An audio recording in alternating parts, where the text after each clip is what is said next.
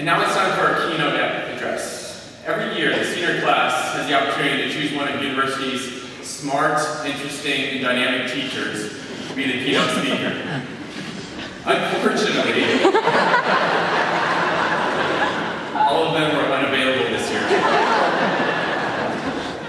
4 years ago, when the seniors first enrolled at university, they entered at the same time as Jake Thurman. The senior class certainly timed that right. Through its successes and failures, challenges and accomplishments, the senior class had a constant supporter and confidant in Jake. I recently heard that students sometimes joke about how Jake is the most cited best friend of students at university, even including their peers.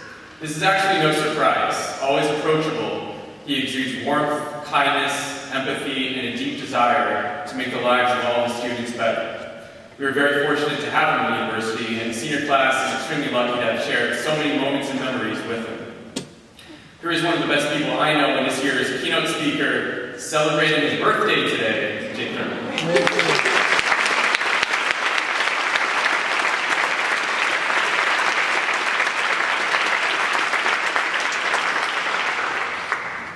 This is my third time speaking at graduation.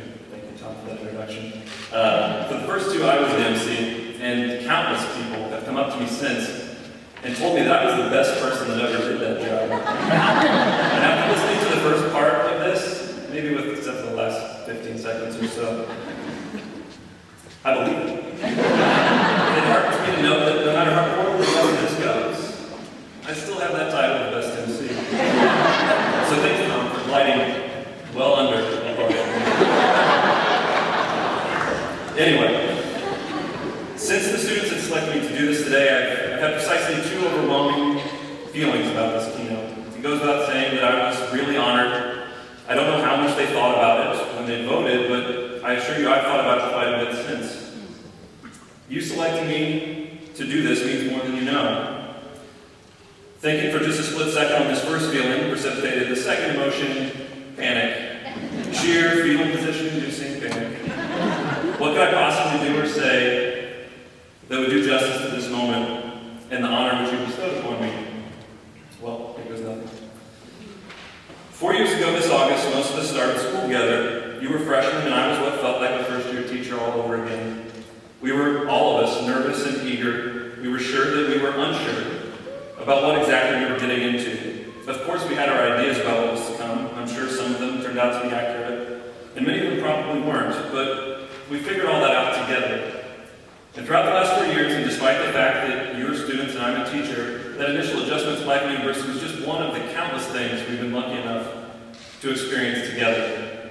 We've clapped for no apparent reason at morning meetings, sometimes even inappropriately, occasionally even after moments of silence, which was awkward. But it was just because it was habit. We've all seen just how slow the clock can move, tick, tick, tick, when Luke Crawley is droning on and on and on about the Adam's way. We've celebrated athletic victories, we've laughed at plays, tapped our feet at musicals, we've been awestruck by the talents of the artists, photographers, musicians, and writers among us. We even floated butterflies and learned how to avoid getting stung by bees. We've been there for each other in times of need. We've had difficult conversations that many people would just ignore. We've been happy, sad, and angry, but we've done all this in some kind of way together. In short, we've done what most schools try to do, but don't quite seem to be able to. We've built a community. This is a cliche thing we talk about frequently, but it's true. And I would argue that the way we use that word here means something much, much more than what it means in other places. It's because of the efforts of all the people here, your families, who made me feel like part of theirs, your teachers and my colleagues, your classmates, my students, everyone, that you and I were able to navigate the waters of this amazing place and find a home. And I think it's that which makes this place so great. We've done the most important thing of all together. We've learned. Speaking for myself, though I know many of your other teachers will agree, learning from you is why I do this job. I may have attempted to teach you history or even English, but you all have taught me just as much about life. You showed me kind warmness with the way you smiled when we said hello in the mornings. You showed me empathy with how you treated me when my grandpa, one of the most important people in my life, passed away last fall. perspective when your approach to a text or an idea differed from my own. You taught me humility when you sang, wrote, shot a basketball, painted a picture, coded, or did any of the number of things you're way better at than I could ever dream of being. You taught me patience. You know, when you're emailing me your final paper, the day grades are due instead of the Tuesday before, which is when I asked for it so I get ready in time for the deadline that you're now pushing me up against. Sorry, last one's still a little raw. Because of you and what you taught me, I know I'm a better teacher, a better friend, a better husband and uncle. In short, you've taught me to be more human. And I think, or at least I hope, each of you would agree that the people in this room, and especially those people in those first 2 rows, have done the same for you.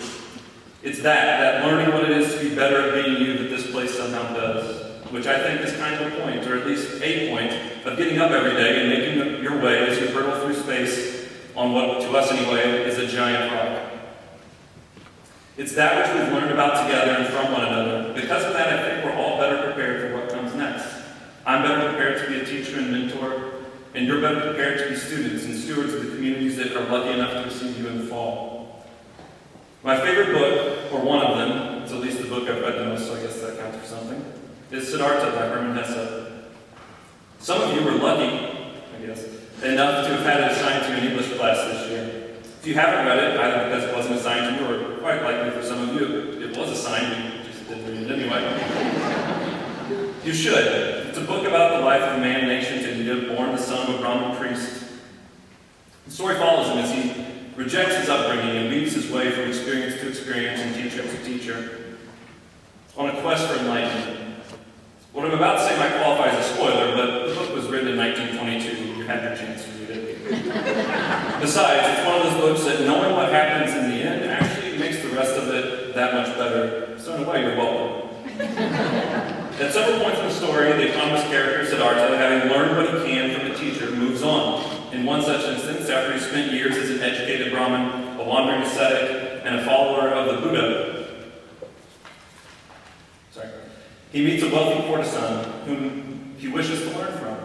When she asks him what skills he has to offer that might obtain the wealth necessary to enter her company, he replies simply that he can think, he can wait, and he can fast. She later finds out that he can also read, write, do mathematics, and do all these very well, which weren't skills many possessed at that time and would seemingly aid him way more in the quest that he was on for wealth. She wondered why didn't he mention those skills when asked. The reason was that to Siddhartha, those things were trivial. Those were things that anyone in his position would have been able to acquire. They were content, they were knowledge, but they weren't wisdom. They weren't the things he learned as he looked deep within himself and the world around him. They weren't the things he needed to not just survive, but to thrive, to understand, to truly live. Thinking, fasting, and waiting were the words attached to this wisdom and wealth of experience that Siddhartha had under his belt. The experience that he alone possessed. And I think that is one of the things that sets our experience together at university apart. Nearly every student you encounter will be able to do many of the things you've learned to do here, and will do them well enough to get by. I don't think there will be many that will be better at the 3 R's than you, which I still don't understand why the 3 R's are only one of those things are.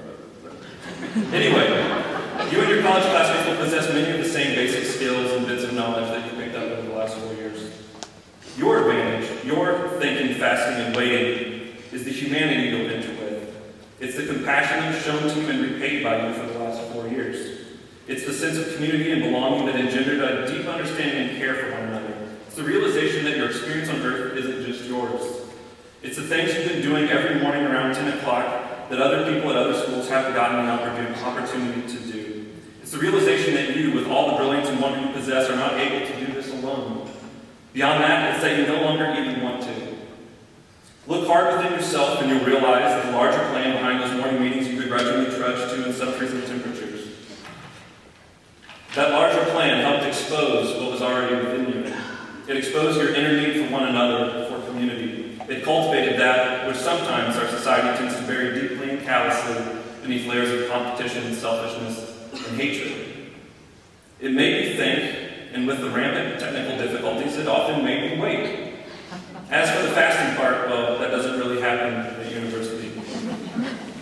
But the point remains that as you learn the content, you also learn much more. You learn the skills that are rarely put on a resume, but are most essential to success. You were somehow empowered to embrace yourself without simultaneously rejecting others. That experience in the morning meetings, in the classrooms of university, in the mentoring sessions, in the late night studying together, in the days working on service projects, from the youth center to the chicken coop, this place cultivated a wisdom within you that is beyond what the vast majority of your college peers will come armed with. Well beyond what I went to college armed with, and well beyond what either of us entered these doors with 4 years ago. It is that which will allow you, like Siddhartha, to achieve your ultimate goals. So back to Siddhartha.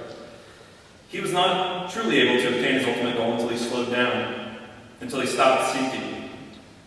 When he did that, when the present filled his entire consciousness and he learned to listen and absorb the world around him in a way that acknowledged its faults and its splendors, he was finally able to achieve enlightenment. I think there's a lesson there for us. That the present is many times sacrificed as we recollect the past and seek the future.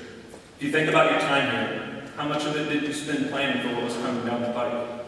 For college, for the next this or the next that, for how next time you write that paper with enough time to revise it, for how next time you'd be sure it's turning all your homework, next time you would be more invested in mentoring.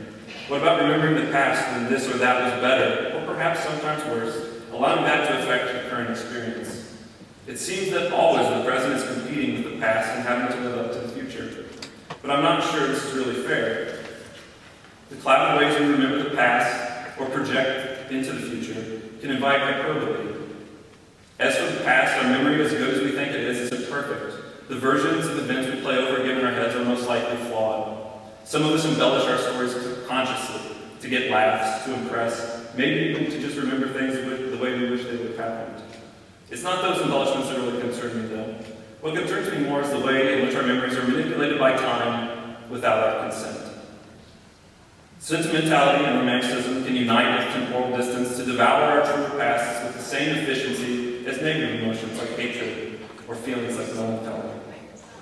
In much the same way, our view of the future, or at least the view we openly share with others, tends toward the same extremes as our accounts of our past. Our futures lie there waiting for us to find them, inevitably viewed to be somehow better. Even if not viewed optimistically, they are still there to be worried or anxious about. But like Siddhartha, it seems the more conspicuously we look, the less we seem to truly discover. The more we suffer when that future we look forward to fails to materialize. The more we miss around us as we worry about what will be or what was. I don't think the solution is to stop planning for the future, of course, or remembering our past. I'm a history teacher, after all. But it comes through tempering both. The answer comes through tempering both by making a more concerted effort to embrace the present. When, like Siddhartha, our past and futures become a tool for understanding our present, we can be better prepared to get the most from all three. You and I, like Siddhartha, are now moving on from one another to our future teachers. You to your professors and I to my next round of students. We will take with us the things we've learned here together. We and the people around us will have better experiences because of it. I will cherish the fleeting moments, the present I have with my students the way you have taught me to. And as you go to college and matriculate beyond, I hope you'll take the time to embrace your present in a way maybe you didn't here until it was too late. It's hard to do. It's hard not to think ahead. But it's up to you to try. Doing so will bring that much more to your experience. It's also up to you to take the wisdom and love you've gained here and spread it to the places you'll go and the people you'll meet. The symbiotic relationship between you and your education is that your duty becomes to take the best of what your education has made you and use it to be of service to others. You are a vessel through which the best of this place can surely travel. By truly thinking about your place, by remaining in your moment, you will be more prepared than most to carve your path in a way that does exactly what university does. You'll simultaneously cultivate both your sense of self and your connectedness to something much larger.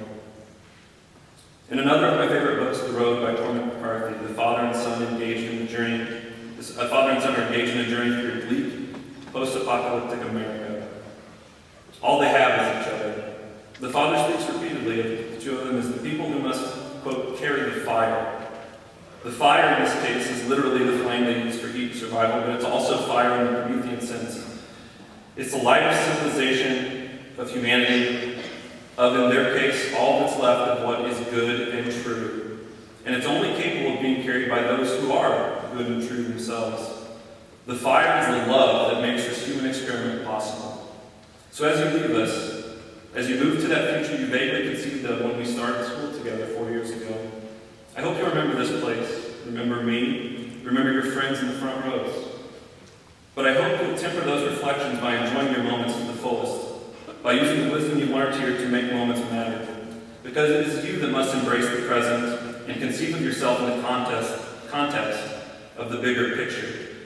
It's you we've entrusted to be good and true and to love. It's all of you who are going to have to carry the fire. Thank you.